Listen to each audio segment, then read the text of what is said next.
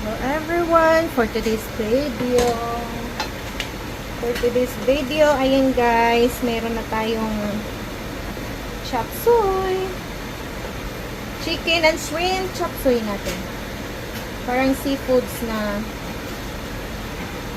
wala tong itlog. Walang itlog at walang corn. Basta makos na to guys.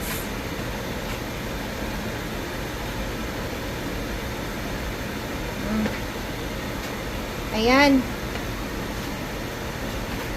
Stir fried na ni. Ating chop suey na pangmalakasan. So, need na kasi ang gulay guys, hapok lang kasi pag mamaya ayan. Mamaya